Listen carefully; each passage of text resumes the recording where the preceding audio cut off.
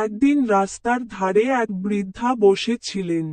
তার গায়ে ছেঁড়া কাপড়, চোখে জল। পাশ দিয়ে হেঁটে যাচ্ছিল এক তরুণ, নাম তার সাদ। সেই বৃদ্ধাকে দেখে থেমে গেল। বৃদ্ধা কাঁপা কাঁপা গলায় বললেন, বাবা, আমার ছেলেও তোর মতোই ছিল, কিন্তু আজ বহু বছর ধরে খোঁজ নেই তার। সাদ হালকা হেসে বলল, আপনি আমার মা হন না, আমি প্রতিদিন আপনার পাশে খাবার এনে দেব।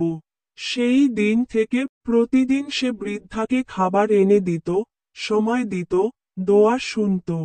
একদিন বৃদ্ধা চোখে জল নিয়ে বললেন, বাবা, আমি তোমার জন্য জান্নাত চাই, আল্লাহ তোমার মা বাবাকেও জান্নাত দান করুন।